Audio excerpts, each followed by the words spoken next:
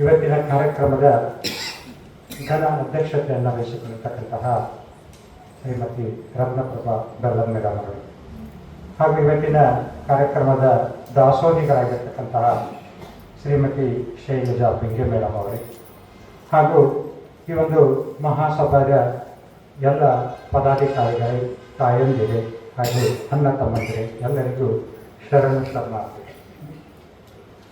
ಆತ್ಮೀಯರೇ, ನಾವು ಸರಿಯಾಗಿ ಒಂದು ತಿಂಗಳ ಹಿಂದೆ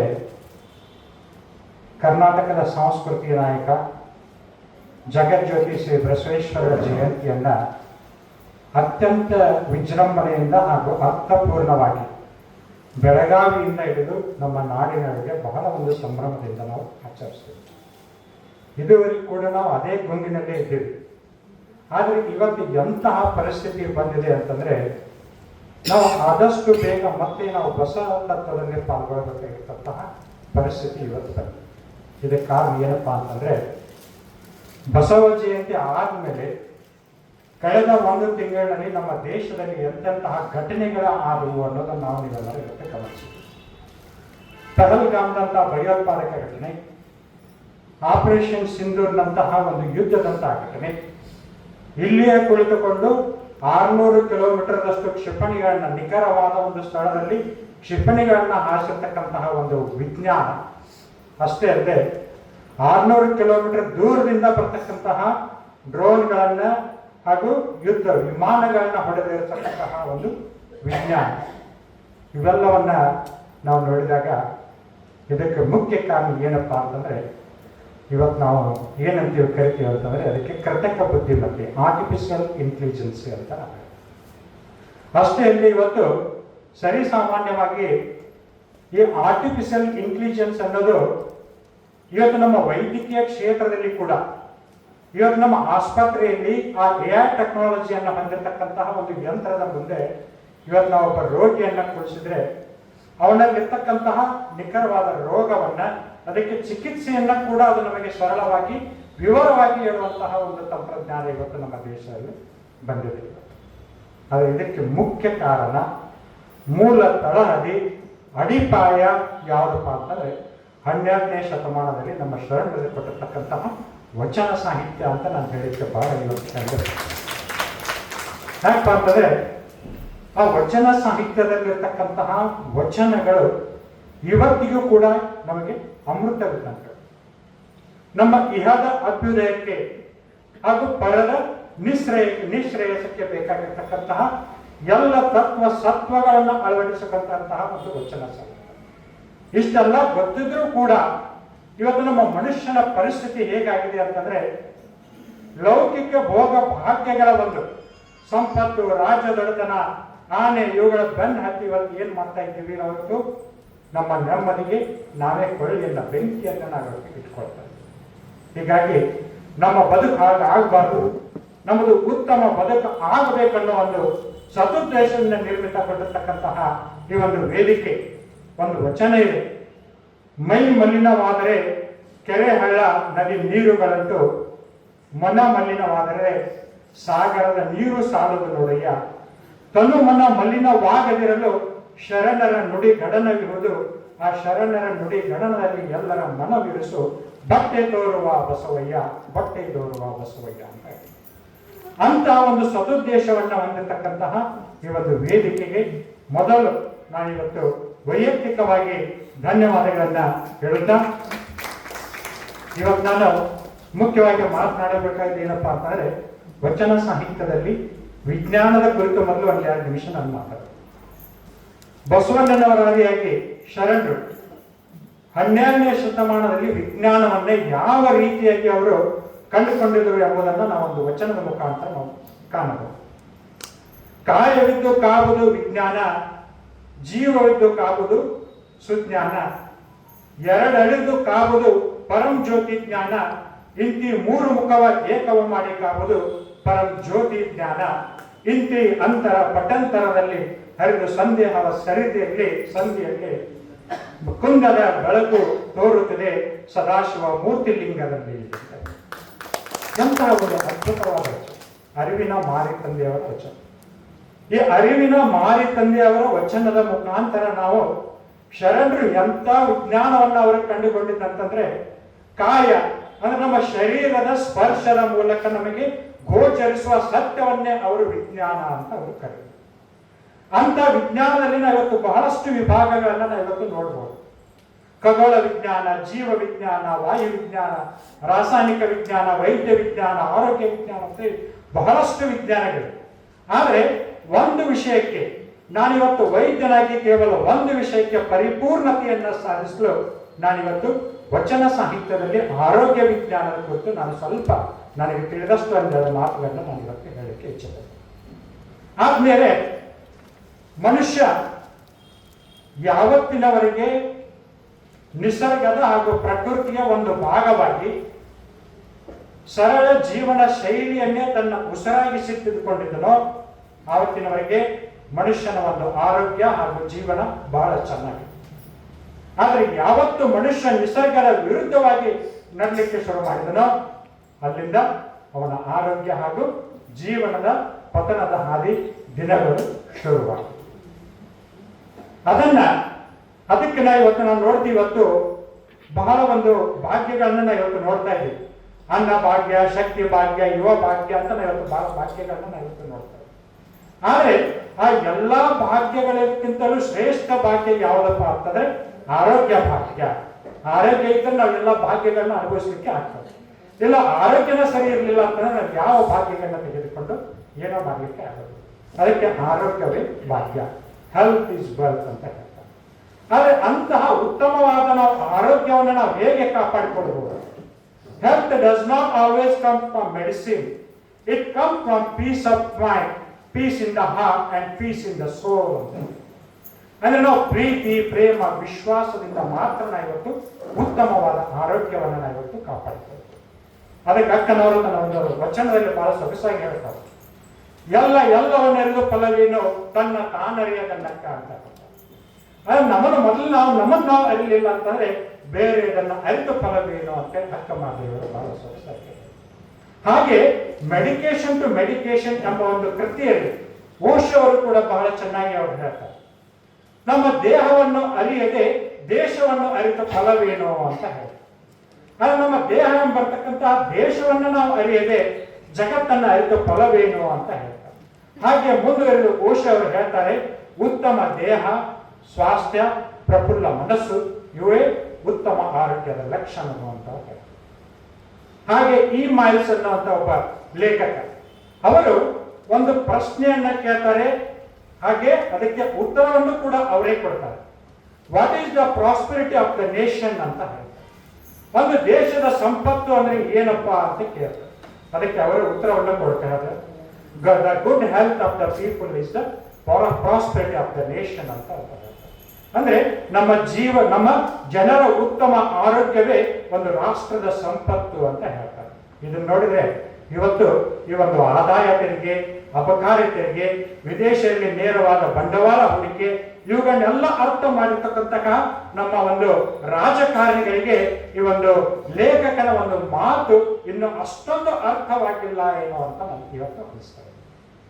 ಇವೆಲ್ಲದಕ್ಕಿಂತ ಶರಣರು ಒಂದು ಹೆಜ್ಜೆ ಮುಂದೆ ಹೋಗಿ 12ನೇ ಶತಮಾನದಲ್ಲಿ ಉತ್ತಮ ಆರೋಗ್ಯ ಅಂದ್ರೆ ಏನು ಅಂತ ಹೇಳ್ತಾರೆ. ಅನ್ನದಿಂದಲೇ ಆರೋಗ್ಯ, ಅನ್ನದಿಂದಲೇ ಆಲಸ್ಯ, ನೀರೇ ನಮ್ಮ ಭೂಲೋಕದ ಅಮೃತ, ವಾಯು, ಅಗ್ನಿ, ಆತ್ಮವಿಶ್ವಾಸ ಇವುಗಳೇ ಸಿದ್ಧ ಔಷಧ ಅಂತ ಹೇಳ್ತಾರೆ. ನಾವೊಂದು ಸರ್ವಜ್ಞನ ವಚನದಲ್ಲಿ ನಾವೊಂದು ವಾಕ್ಯವನ್ನ ನಾವು ನೋಡ್ತೇವೆ, ಕೆಂಡಕ್ಕೆ ಕೈ ಕಾಸಿ ಅಂತ. ಅಂದ್ರೆ ನಮ್ಮ ಕೈ ಕಾಲುಗಳು ಬಿಸಿ ಇದ್ದಾಗ ಮಾತ್ರ ನಾವು ಉತ್ತಮ ಆರೋಗ್ಯವನ್ನ ಕಾಯ್ದುಕೊಳ್ಳಿಕ್ಕೆ ಸುಲಭವಾಗ್ತದೆ. ಇಲ್ಲಪ್ಪ ಅಂತಂದ್ರೆ ಅವುಗಳನ್ನ ಬಿಸಿ ಮಾಡಲಿಕ್ಕೆ ನಮ್ಮ ಹೃದಯ ಹೆಚ್ಚಿನ ಪರಿಶ್ರಮವನ್ನು ಪಡಬೇಕಾಗ್ತದೆ. ಅದರ ಮೇಲೆ ಹೆಚ್ಚಿನ ಒಂದು ಪ್ರೆಷರ್ ಬಿದ್ದಾಗ ನಮ್ಮಲ್ಲಿ BP, ಶುಗರ್, ಪ್ಯಾರಾಲಿಸಿಸ್ ಅಂತಹ ರೋಗಗಳು ನಮಗೆ ನಮ್ಮ ಶರೀರವನ್ನ ಹೊತ್ತು ಬಿಡ್ತವೆ. ಅದಕ್ಕೆ ನಾವು ಇಂಥ ಒಂದು ಸಂದರ್ಭದಲ್ಲಿ ಹಿಂದಿ ನಿಸರ್ಗೋಪಚಾರಗಳು ಒಂದು ಮಾತನ್ನ ಒಂದು ಹೊಳ್ಳಳ್ಳಿಯವರು ತಮ್ಮ ಮಾತುಗಳಲ್ಲಿ ಅವರು ಹೇಳ್ತಾ ಇರ್ತಾರೆ, ಪಾವ್ ಗರಂ ಪೇಟ್ ನರಂ ಶಿರ್ ದಂಡ ವೈದ್ಯಕೋ ಮಾರು ದಂಡ ಅಂತ ಹೇಳ್ತಾರೆ. ಅಂದ್ರೆ ನಮ್ಮ ಕಾಲುಗಳು ಬೆಚ್ಚಗಿರಬೇಕು, ಒಳ್ಳೆಯ ವ್ಯಾಯಾಮ ಯೋಗಾಸನಗಳನ್ನ ಮಾಡಿಕೊಂಡು ನಮ್ಮ ಕಾಲುಗಳನ್ನ ಬೆಚ್ಚಗೆ ಇಟ್ಕೋಬೇಕು. ನಮ್ಮ ಹೊಟ್ಟೆಯನ್ನು ಉತ್ತಮ ಆರೋಗ್ಯದಿಂದ ಮೃದುವಾಗಿಟ್ಟುಕೊಳ್ಬೇಕು. ನಮ್ಮ ತಲೆಯನ್ನ ಶಾಂತಿಯಿಂದ ಇಟ್ಕೊಂಡಾಗ ಮಾತ್ರ ಇವತ್ತು ವೈದ್ಯರ ಹತ್ತಿರ ಹೋಗುವ ಅವಶ್ಯಕತೆನೇ ಇಲ್ಲ ಅಂತ ಬಹಳ ಚೆನ್ನಾಗಿ ಹೇಳ್ತಾರೆ. ಒಟ್ಟಿನಲ್ಲಿ ಈ ಒಂದು ಶರಣರ ದೃಷ್ಟಿಯಲ್ಲಿ ಉತ್ತಮ ಆರೋಗ್ಯ ಅಂದ್ರೆ ಏನಪ್ಪಾ ಅಂತಂದ್ರೆ, ನನ್ನದೇ ಆಗಿರ್ತಕ್ಕ ಒಂದು ದೃಷ್ಟಿಯಲ್ಲಿ ನಾನು ಹೇಳಬೇಕಪ್ಪ ಅಂತಂದ್ರೆ, ಉತ್ತಮ ಕಾಯಕ ತತ್ವ, ದಾಸೋಹ ತತ್ವ ಅಳವಡಿಸಿಕೊಂಡಾಗ ಮಾತ್ರ ನಾವು ಉತ್ತಮವಾದ ಆರೋಗ್ಯವನ್ನು ನಾವು ಪಡ್ಕೊಳ್ಳಿಕ್ಕೆ ಸಾಧ್ಯವಾಗ್ತದೆ. ಹಾಗಾದ್ರೆ ಕಾಯಕ ತತ್ವ ಅಂದ್ರೆ ಏನು? ಜಗಜ್ಯೋತಿ ಬಸವಣ್ಣನವರು ಹೇಳಿದ್ರು, ಕಾಯಕವೇ ಕೈಲಾಸ ಅಂತ ಹೇಳಿ. ಇವತ್ತು ಜಗತ್ತಿನಲ್ಲಿ ಪ್ರತಿಯೊಬ್ಬರು ಅದನ್ನ ಅರ್ಥ ಮಾಡಿಕೊಂಡು ಇದ್ರೆ ಇವತ್ತು ಯಾರು ರೋಗಿಗಳಾಗಲಿಕ್ಕೆ ಸಾಧ್ಯವೇ ಇಲ್ಲ. ಯಾಕಪ್ಪ ಅಂತಂದ್ರೆ ನಾವು ಇಂಗ್ಲಿಷ್ ನಲ್ಲಿ ಒಂದು ವ್ಯಾಖ್ಯಾನವನ್ನ ನಾವು ನೋಡ್ತೇವೆ, ವರ್ಕ್ ಈಸ್ ವರ್ಷಿಪ್ ಅಂತ ನೋಡ್ತೇವೆ. ಅಲ್ಲಿ ವರ್ಕ್ ಅಂತಂದ್ರೆ ಏನು? ನಮ್ಮ ಹೊಟ್ಟೆ ಪಾಡಿಗಾಗಿ ದುಡಿಯುವ ಅದು ಕೆಲಸ. ಒಂದೊಂದ್ಸಲ ಅದು ಮೋಸ ವಂಚನೆಯಿಂದ ಕೂಡಿರೋದ್ರಿಂದ ಅದು ನಮ್ಮ ಅನಾರೋಗ್ಯಕ್ಕೆ ಎಡೆ ಮಾಡಿಕೊಳ್ತದೆ. ಆದ್ರೆ ಕಾಯಕ ಅನ್ನೋದು ಈ ದೇವಮುಖಿಯಾಗಿರ್ತಕ್ಕಂತಹ ಒಂದು ಸಮಾಜದ ಹಾಗೂ ಜಗತ್ತಿನ ಹಿತಕ್ಕಾಗಿ ನಾವು ದಾಸನಾಗಿ ದುಡಿಯುವುದೇ ಕಾಯಕ ಅಂತ ಹೇಳ್ತಾರೆ. ಅಂದ್ರೆ ಇಲ್ಲಿ ಎಲ್ಲೋ ಆಧ್ಯಾತ್ಮೀಕರಣಗೊಂಡಿರೋದ್ರಿಂದ ಇದು ನಮ್ಮ ಉತ್ತಮ ಆರೋಗ್ಯಕ್ಕೆ ಇದು ಸುಲಭವಾಗ್ತದೆ. ಇನ್ನು ವರ್ಷಿಪ್ ಅಂತಂದ್ರೆ ಏನು? ನಾವೊಂದು ಪ್ರತಿಫಲವನ್ನ ಇಟ್ಕೊಂಡು ಪೂಜೆಯನ್ನ ಮಾಡೋದು ಅಂದ್ರೆ ಅದರಲ್ಲಿ ಸ್ವಾರ್ಥ ಭಾವನೆ ಇರ್ತದೆ. ಆದ್ರೆ ನಾವು ಮಾಡುವಂತ ಕಾಯಕ ದಾಸೋಹದಲ್ಲಿ ಪರಿಪೂರ್ಣತೆಗೊಂಡಾಗ ಅಲ್ಲಿ ಸ್ವಾರ್ಥ ಭಾವನೆ ಉಂಟಾಗ್ತದೆ. ಅದಕ್ಕಾಗಿ ಅವರು ಹೇಳ್ತಾರೆ, ದೇವಮುಖಿಯಾಗಿರ್ತಕ್ಕಂತಹ ಸಮಾಜದ ಹಾಗೂ ಜಗತ್ತಿನ ಹಿತಕ್ಕಾಗಿ ನಾವು ದಾಸನಾಗಿ ಮಾಡುವ ಕಾಯಕ ದಾಸೋಹದಲ್ಲಿ ಪರಿಪೂರ್ಣತೆಗೊಂಡಾಗ ನಾವು ಇಡೀ ಧರೆಯನ್ನೇ ಕೈಲಾಸವನ್ನಾಗಿಸುವುದು ಅನ್ನುವಂತ ಒಂದು ಅತ್ಯದ್ಭುತ ಪರಿಕಲ್ಪನೆಯನ್ನು ಕೊಟ್ಟವರು ಯಾರಪ್ಪ ಅಂತಂದ್ರೆ ನಮ್ಮ ಶರಣರು. ಹೀಗಾಗಿ ಇವ ಶರಣರ ದೃಷ್ಟಿಯಲ್ಲಿ ನೀವು ಯಾವುದೇ ಕೆಲಸವನ್ನ ಮಾಡಿದ್ರೆ ಯಾವ ಕಾಯಕವು ಮೇಲೂ ಅಲ್ಲ, ಕೀಳು ಅಲ್ಲ, ಕ್ಷುಲ್ಲಕವೂ ಅಲ್ಲ. ಆವ ಕಾಯಕವು ಮಾಡಿದರೂ ಅದು ಶ್ರೇಷ್ಠ ಕಾಯಕವಾಗಿರುತ್ತೆ. ಹಸಿಯಾಗಲಿ ಹುಸಿಯಾಗಲಿ, ವಾಚಕ ವಾಣಿಜ್ಯ ಮಸಿಯಾಗಲಿ, ಆದರೆ ಮಾಡುವ ಕಾಯಕದಲ್ಲಿ ಸತ್ಯ ಶುದ್ಧ ಪ್ರಾಮಾಣಿಕ ಇರಬೇಕು, ಹುಸಿ ಇಲ್ಲದಿರಬೇಕು ಅಂತ ಹೇಳ್ತಾರೆ. ಆದರೆ ಯಾವುದೇ ಒಂದು ಕಾಯಕವನ್ನ ಮಾಡಿರಲಿ, ಆದರೆ ಅದರಲ್ಲಿ ನಾವು ಸತ್ಯ ಶುದ್ಧ ಪ್ರಾಮಾಣಿಕತೆಯಿಂದ ನಾವು ಕಾಯಕವನ್ನ ಮಾಡಿದ್ದೇ ಅದರಲ್ಲಿ ಅದು ನಮ್ಮ ಉತ್ತಮ ಆರೋಗ್ಯಕ್ಕೆ ಕಾರಣವಾಗ್ತದೆ ಅಂತ ಹೇಳ್ತಾರೆ.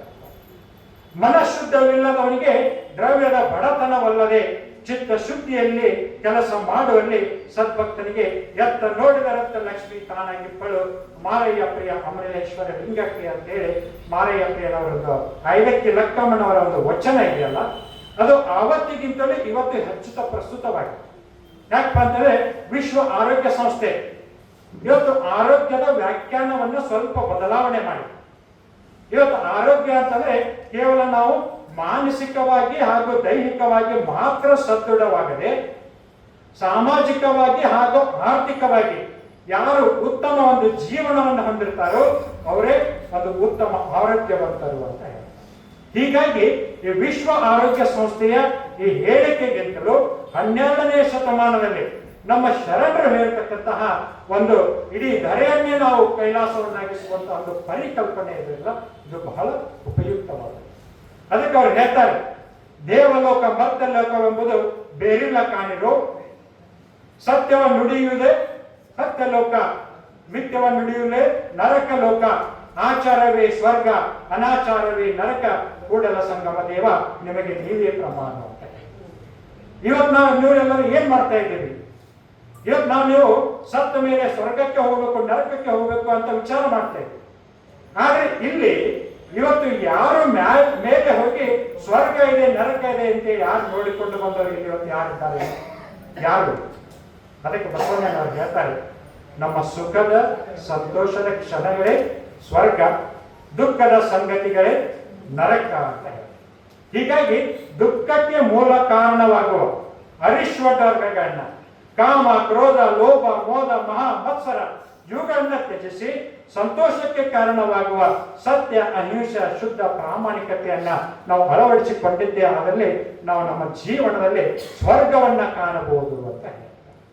ಒಟ್ಟಿನಲ್ಲಿ ಪಾಪ ಪುಣ್ಯಗಳೆಂಬ ಪ್ರಜ್ಞೆಯಲ್ಲಿ ನಾವಿವತ್ತು ಪರದಾಡಿ ಸ್ವರ್ಗ ನರಕಗಳಂದು ನಕಾರಾತ್ಮಕ ಬರಡು ಜೀವನವನ್ನ ನಾವಿವತ್ತು ನಡೆಸುವುದಕ್ಕಿಂತ ಈ ಒಂದು ಶರಣ ಸಂಸ್ಕೃತಿಯಲ್ಲಿ ನಾವಿವತ್ತು ಮಿಂದೆದ್ದು ಒಂದು ಒಳ್ಳೆಯ ಆರೋಗ್ಯವನ್ನ ನಾವಿವತ್ತು ಕಾಪಾಡಬಹುದು. ಹೀಗಾಗಿ ಶರಣರು ಹೇಳ್ತಾರೆ, ಕಾಯಕ ಅಂದ್ರೆ ಕಾಯ ಶರೀರಕ್ಕೆ ಅವರು ಬಹಳ ಒಂದು ಮಹತ್ವವನ್ನು ಅವರು ಕೊಡ್ತಾರೆ. ಎನ್ನ ಕಾಲೇ ಕಂಬ ದೇಹವೇ ದೇಗುಲ ಶಿರವೇ ಹೊನ್ನ ಕಳಸವಯ್ಯ ಅಂತ ಅವರು ಹೇಳ್ತಾರೆ. ಅಂದ್ರೆ ಕಂಬ ಹೊಂದಿರತಕ್ಕಂತಹ ನಮ್ಮ ಕಾಲುಗಳು ಗಟ್ಟಿಯಾಗಿರ್ಬೇಕು, ನಮ್ಮ ದೇಹ ಸ್ವಚ್ಛವೂ ಸುಂದರವೂ ಆಗಿರಬೇಕು, ನಮ್ಮ ಶಿರ ತಲೆ ಅದರಲ್ಲಿ ಉತ್ತಮ ಉದಾತ್ತ ವಿಚಾರಗಳು ಇರಬೇಕು. ಅಂದಾಗ ಮಾತ್ರ ನಾವು ಒಂದು ಉತ್ತಮ ವ್ಯಕ್ತಿತ್ವವನ್ನು ನಾವಿವತ್ತು ಕಾಪಾಡಿಕೊಳ್ಬಹುದು ಅಂತ ಹೇಳಿ. ಆದ್ರೆ ನಾವಿವತ್ತು ಏನ್ ಮಾಡ್ತಾ ಇದ್ದೀವಿ? ದೇವರು ವರವಾಗಿ ಕೊಟ್ಟಿರ್ತಕ್ಕಂತಹ ಈ ಒಂದು ಶರೀರವನ್ನ ಒಂದು ಮೊಲಕ್ಕೆ ನಾಯನ್ನೊಂಬತ್ತು ಬಿಟ್ಟಂತೆ ಎನ್ನ ಬಿಡು ತನ್ನ ಬಿಡು ಎಂಬುದು ಮನೋವಿಕಾರ, ಎನ್ನ ಬಿಡು ತನ್ನ ಬಿಡು ಎಂಬುದು ಕಾಯ ವಿಕಾರ, ಕರ್ಣೇಂದ್ರಿಯಗಳೆಂಬ ಸೊನಗ ಮುಟ್ಟದ ಮುನ್ನ ಎನ್ನ ಮನ ನಿಮ್ಮ ನೈತಿಗೆ ಕೂಡಲ ಸಂಗಮ ದೇವ. ಇಲ್ಲಿ ಕರ್ಣೇಂದ್ರಿಯಗಳಂದ್ರೆ ಏನು? ನಮ್ಮ ಬಾಯಿ, ಕೈ, ಕಾಲು, ಗುದ, ಗುಹ್ಯ ಇವುಗಳನ್ನ ಸ್ವನಗ ಅಂದ್ರೆ ನಾಯಿ, ಅರ್ಥ ನಾಯಿಯಂತಹ ಕೆಟ್ಟ ವಸನಗಳು ಅವುಗಳನ್ನ ಮುಟ್ಟದಂತೆ ಅವರಿಂದ ಕಾಪಾಡು ಅಂತ ಹೇಳ್ತಾರೆ. ವಿಕರಣಾದಿನು ಪಂಚೇಂದ್ರಿಯ ಸಪ್ತ ಧಾತುಗಳಿಂದ, ಮತಿಗೆಟ್ಟನು ಮನೋವಿಕಾರದಿಂದ, ಧೃತಿಗೆಟ್ಟನು ಕಾಯ ವಿಕಾರದಿಂದ, ಶರಣು ಹೊಕ್ಕನು ಕೂಡಲ ಸಂಗಮ ದೇವ. ಈ ಕರ್ಣೇಂದ್ರಿಯಗಳ ಜೊತೆಗೆ ನಮ್ಮ ದೇಹದಲ್ಲಿ ಸಪ್ತ ಧಾತುಗಳು ಇರ್ತವೆ. ರಕ್ತ, ರುಧಿರ, ಮಾಂಸ, ಮಜ್ಜೆ, ಶುಕ್ಲ ಅಂತೇಳಿ ಸಪ್ತ ಧಾತುಗಳು ಇರ್ತವೆ. ಆ ಸಪ್ತ ಧಾತುಗಳಿಂದ ನಮ್ಮ ಮನಸ್ಸು ಅತ್ತಲಿತ್ತ ಹೋಗದಂತೆ ನಮ್ಮ ಮನಸ್ಸನ್ನ ನಿನ್ನ ನಿಯಂತ್ರಣದಲ್ಲಿ ಇಟ್ಟುಕೋ ಅಂತ ಹೇಳಿ ಆ ದೇವರಲ್ಲಿ ಶರಣರು ಅವಾಗಿ ಕೇಳಿಕೊಳ್ತಾರೆ. ಒಟ್ಟಿನಲ್ಲಿ ಶರಣರ ಒಂದು ಕಾಯಕ ತತ್ವದ ಬಗ್ಗೆ ನಾವು ಹೇಳಬೇಕಾದ್ರೆ ನಾವು ಐದಕ್ಕೆ ಮಾರಯ್ಯನವರ ಕುರಿತು ನಾವು ಮಾತನಾಡಲೇಬೇಕಾಗ್ತದೆ. ಐದಕ್ಕೆ ಮಾರಯ್ಯನವರ ಒಂದು ಕಾಯಕ ಏನಾಗಿತ್ತಪ್ಪ ಅಂತಂದ್ರೆ, ಶರಣರ ಮನೆ ಅಂಗಳದಲ್ಲಿ ಬಿದ್ದಿರ್ತಕ್ಕಂತಹ ಬೇಳೆಗಳನ್ನ, ಅಕ್ಕಿಗಳನ್ನ ಆಯ್ದು ತಂದು ಅವುಗಳ ಅಡುಗೆ ಮಾಡಿ ಜಂಗಮರಿಗೆ ದಾಸೋಹ ಮಾಡಿ ಕೊನೆಗೆ ಸತಿಪತಿಯರು ಊಟ ಮಾಡುವುದು ಅವರ ಕಾಯಕವಾಗಿದೆ. ಹೀಗಾಗಿ ಅವರ ಕಾಯಕದಿಂದ ಅನುಭವ ಮಂಟಪದಲ್ಲಿ ಒಂದು ವಚನವನ್ನು ಅವರು ಪ್ರತಿಪಾದಿಸಿದರು. ಕಾಯಕವೇ ಕೈಲಾಸವಾಗಿದ್ದ ಕಾರಣ ಗುರು ದರ್ಶನವಾದರೂ ಮರೆಯಬೇಕು, ಲಿಂಗ ಪೂಜೆಯಾದರೂ ದೊರೆಯಬೇಕು, ಹಾಗೂ ಜಂಗಮ ಮುಂದೆ ಬಂದರೂ ಹಂಗು ಹರಿಯಬೇಕು ಅನ್ನುವಂತಹ ಒಂದು ಪ್ರಸ್ತುತ ವಚನ ಬಹಳ ಒಂದು ಕಾಯಕ ತತ್ವಕ್ಕೆ ಅನುಕೂಲವಾಗ್ತದೆ. ಇಂತಹ ಒಂದು ಕಾಯಕ ತತ್ವವನ್ನ ನಾವು ನಮ್ಮ ಜೀವನದಲ್ಲಿ ಅಳವಡಿಸಿಕೊಂಡು ನಾವಿವತ್ತು ಶ್ರೀಮತಿ ಶೈಲಜಾ ಬಿಂಗೆ ಮೇಡಮ್ ಅವರ ದಾಸೋಹಿಗಳನ್ನಿಸಬೇಕಾಗಿದೆ. ಇವತ್ತು ನಮ್ಮ ಹಳ್ಳಿಗಳಲ್ಲಿ ಏನಂತಾರಪ್ಪ ಅಂತಂದ್ರೆ, ಇವತ್ತು ಹೆಂಡಕ್ಕೆ ಖರ್ಚು ಮಾಡಿದಷ್ಟು ಇವತ್ತು ಹಾಲಿಗೆ ಖರ್ಚು ಮಾಡೋದಿಲ್ಲ, ಪಾಪಕ್ಕೆ ಖರ್ಚು ಮಾಡಿದಷ್ಟು ಪುಣ್ಯಕ್ಕೆ ಖರ್ಚು ಮಾಡೋದಿಲ್ಲ.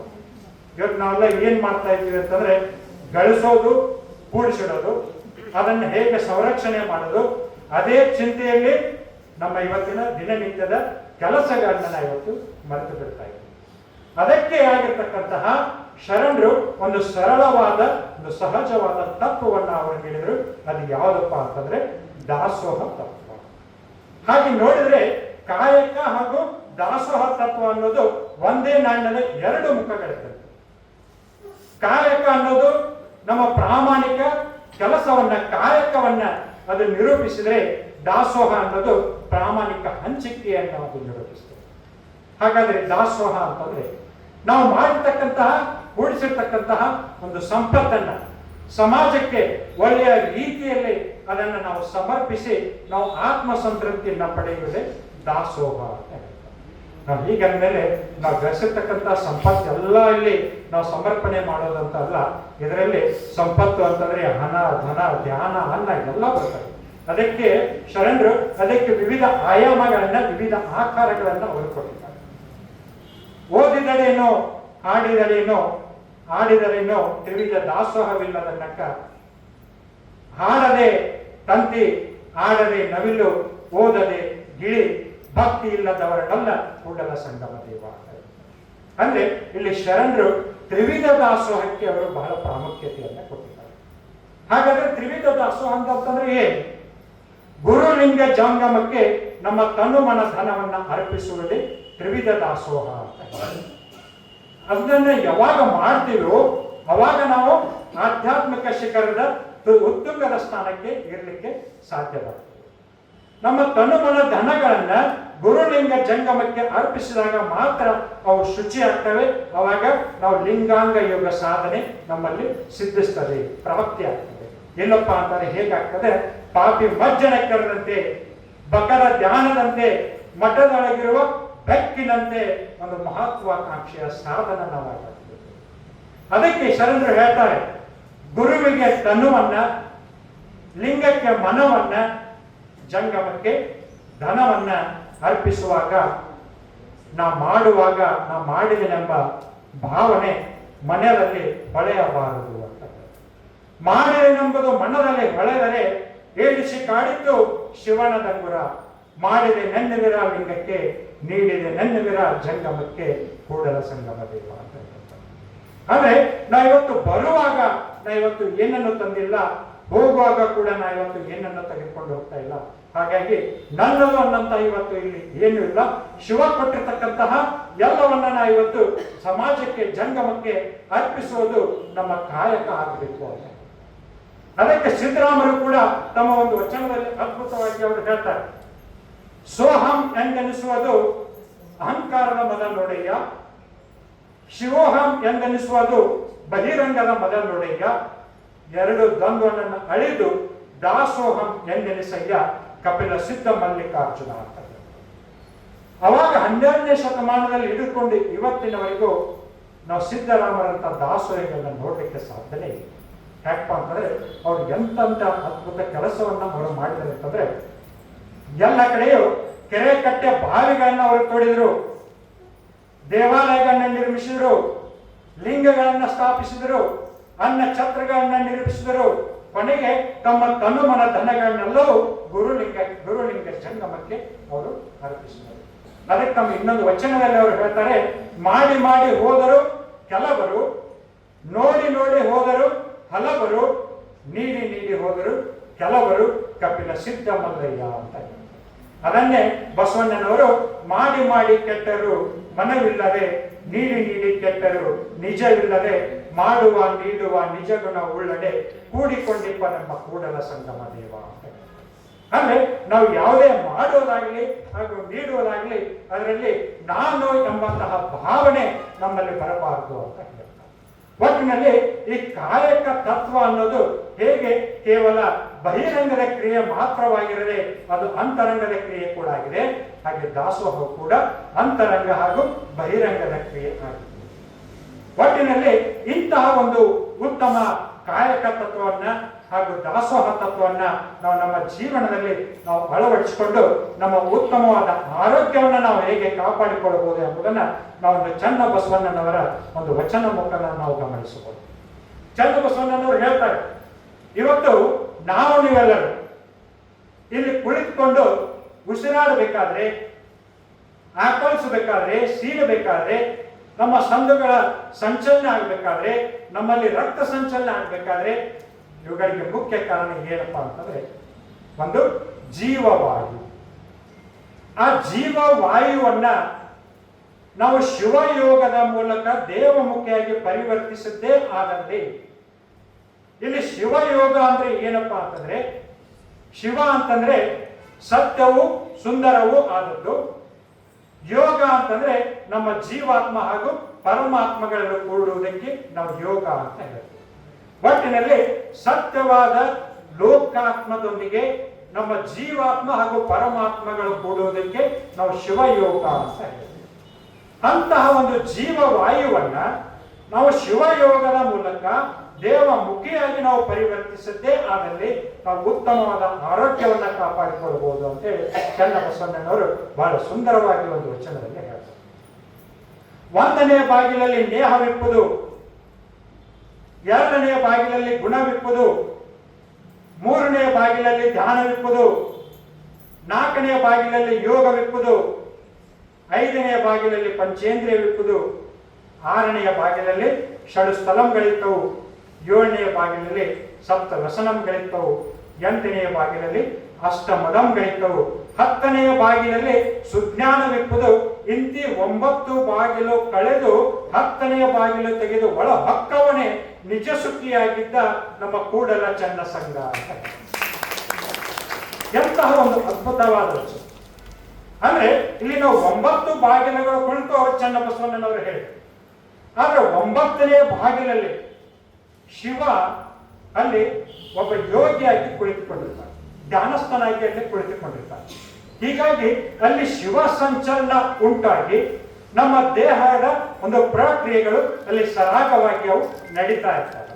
ಹೀಗಾಗಿ ಆ ಎಲ್ಲ 9 ಬಾಗಿಲುಗಳ ಮೇಲೆ ನಾವು ಶಿವಯೋಗದ ಮೂಲಕ ನಿಯಂತ್ರಣವನ್ನು ನಾವು ತೆಗೆದುಕೊಂಡಾಗ ನಮ್ಮ ಜೀವನದ ಒಂದು ದಿವ್ಯತೆಯ ಹಾಗೂ ಧನ್ಯತೆಯ ಅನುಭವ ಉಂಟಾಗಿ ನಮಗೆ ಪರಮ ಮೋಕ್ಷ ಲಭಿಸುತ್ತದೆ ಅಂತ ಬಹಳ ಚೆನ್ನಾಗಿ ಅವರು ಮುಂದೆ ಹೋಗಿ ಶರಣ ವೈದ್ಯ ಸಂಗಣ್ಣನವರು ಕೂಡ ಬಹಳ ಚೆನ್ನಾಗಿ ಅವರು ಹೇಳ್ತಾರೆ. ವೈದ್ಯರು ಅಂತಂದ್ರೆ ಕೇವಲ ದೇಹಕ್ಕೆ ಮದ್ದು ಕೊಡುವನು ವೈದ್ಯನಲ್ಲ, ಶಿವಾನುಭವ ಆಗಿರ್ತಕ್ಕಂತಹ ಅವನಿಗೆ ಅವನ ಅಂತರಂಗಕ್ಕೂ ಚಿಕಿತ್ಸೆಯನ್ನು ಕೊಡುವವನೇ ನಿಜವಾದ ವೈದ್ಯ ಅಂತ. ಯಾಕಪ್ಪ ಅಂತಂದ್ರೆ ಇವತ್ತು ಮಾನಸಿಕ ಒತ್ತಡದಿಂದ ಉಂಟಾಗುವ ದೈಹಿಕ ಕಾಯಿಲೆಗಳಿಗೆ 2 ಚಿಕಿತ್ಸೆಗಳನ್ನ, ಅಂತರಂಗ ಹಾಗೂ ಬಹಿರಂಗ 2 ಚಿಕಿತ್ಸೆಗಳನ್ನ ಕೊಟ್ಟಾಗ ಮಾತ್ರ ನಾವು ಆ ರೋಗವನ್ನ ಬೇರು ಸಮೇತವಾಗಿ ನಾವು ಇವತ್ತು ಕಿತ್ತಬೇಕು. ಇದಕ್ಕೆ ಉದಾಹರಣೆ ಹೇಳಬೇಕಪ್ಪ ಅಂತಂದ್ರೆ ಇವತ್ತು ಹೃದಯಾಘಾತವಾದ ವ್ಯಕ್ತಿಗೆ ನಾವಿವತ್ತು ಇಂಜೆಕ್ಷನ್ ಕೊಟ್ಟು ಆಂಜಿಯೋಪ್ಲಾಸ್ಟಿ ಮುಖಾಂತರ, ಓಪನ್ ಹಾರ್ಟ್ ಸರ್ಜರಿ ಮುಖಾಂತರ ಹೀಗೆ ನಾವಿವತ್ತು ಅವನನ್ನ ಬದುಕುಳಿಸಬಹುದು.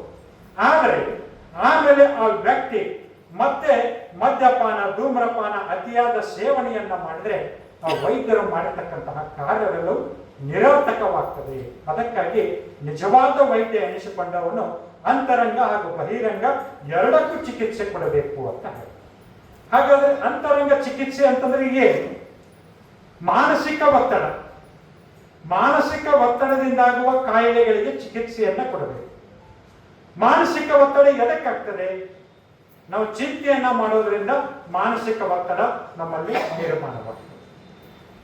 ಬರವಣಿಗೆ ಉಂಗುವ ಚಿಂತೆ, ಉಣ್ಣಲಾರದೆ ಉಡುವ ಚಿಂತೆ, ಉಡಲಾರದೆ ಇಡುವ ಚಿಂತೆ, ಇಡಲಾರದೆ ಮಕ್ಕಳ ಹೆಂಡಿರ ಚಿಂತೆ, ಹೆಂಡಿರಾದರೆ ಮಕ್ಕಳ ಚಿಂತೆ, ಮಕ್ಕಳಾದರೆ ಕುಟುಂಬದ ಚಿಂತೆ, ಮರಣದ ಚಿಂತೆ, ಮರಣಾದರೆ ಕೇಡಿನ ಚಿಂತೆ, ಇಂತಿ 10 ಹಲವು ಚಿಂತೆಗಳನ್ನ ಇದ್ದವನನ್ನ ಕಾಣೆ, ಆದರೆ ಶಿವನ ಚಿಂತೆಯಲ್ಲಿ ಇದ್ದವನು ನಾನಿವತ್ತು ಕಾಣಲಾರೆ ಅಂತೇಳಿ ಅಂಬಿಗರ ಚೌಡಯ್ಯನವರು ಒಂದು ವಚನದಲ್ಲಿ ಬಹಳ ಸೊಗಸಾಗಿ ಹೇಳಿದ್ದಾರೆ.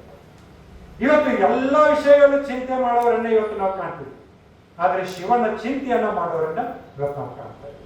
ಹಾಗೆ ನೋಡಿದ್ರೆ ನಮ್ಮ ಮಾನಸಿಕ ಒತ್ತಡ ನಿರ್ವಹಣೆ ನಾವು ಮಾಡಿಕೊಳ್ಬೇಕಾದ್ರೆ ಅದಕ್ಕೆ ಮುಖ್ಯ ಚಿಕಿತ್ಸೆ ಏನಪ್ಪಾ ಅಂತಂದ್ರೆ ಶಿವಧ್ಯಾನ. ನಾವು ಶಿವಧ್ಯಾನವನ್ನ ಮಾಡೋದ್ರ ಮುಖಾಂತರ ನಾವು ಒತ್ತಡವನ್ನ ಕಡಿಮೆ ಮಾಡಿಕೊಳ್ಬಹುದು.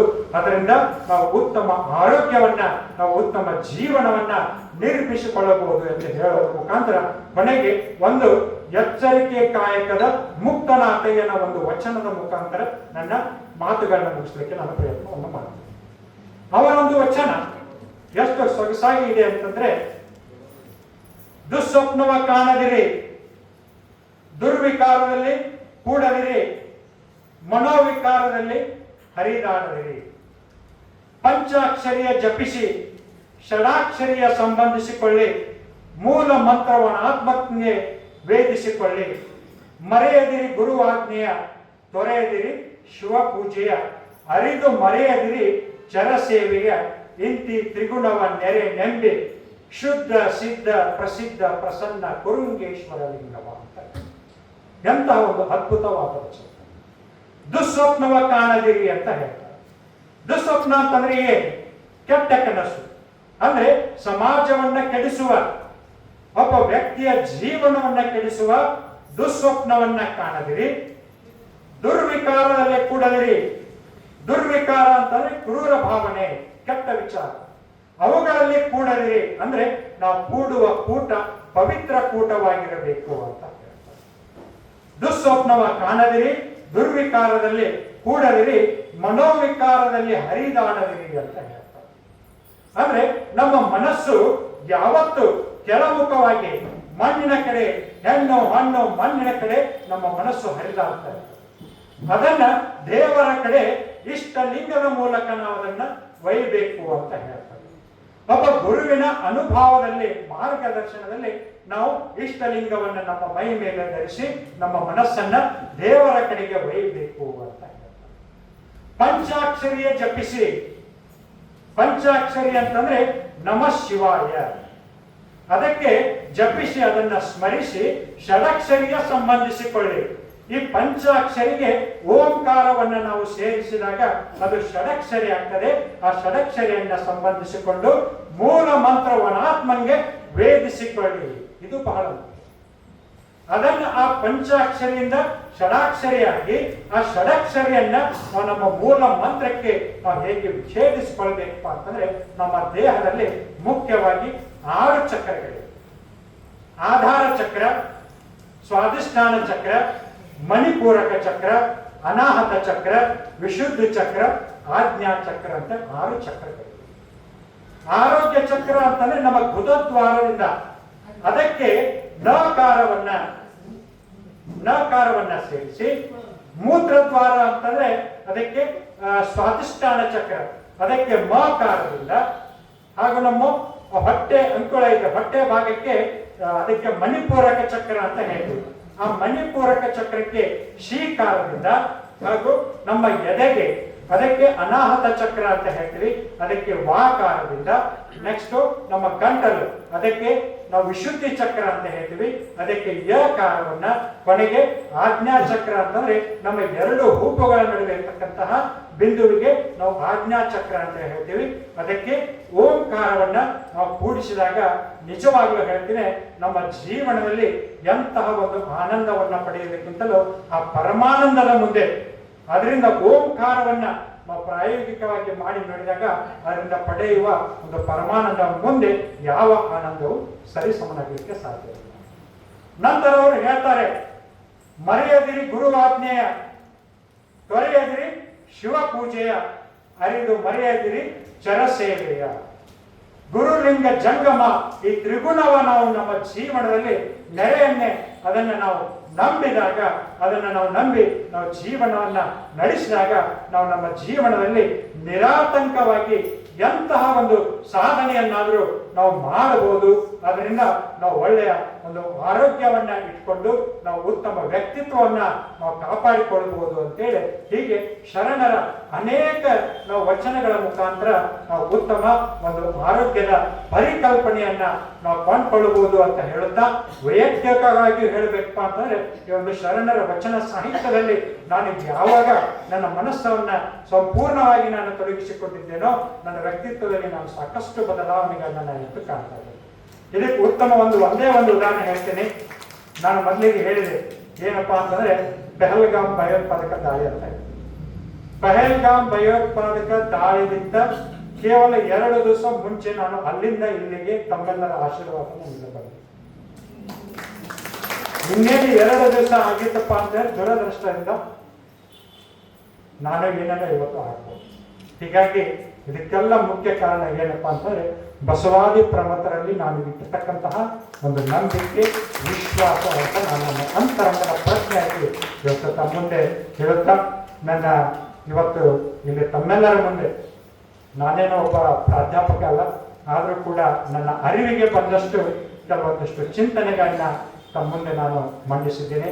ಈ ನನ್ನ 4 ನುಡಿಗಳ ಒಂದು ಪುಷ್ಪಗಳನ್ನ ಪೂಜ್ಯರ ಪಾದಗಳಿಗೆ ಅರ್ಪಿಸಿ ನನ್ನ ಮಾತುಗಳಿಗೆ ಮುಗಿಸುತ್ತೇನೆ.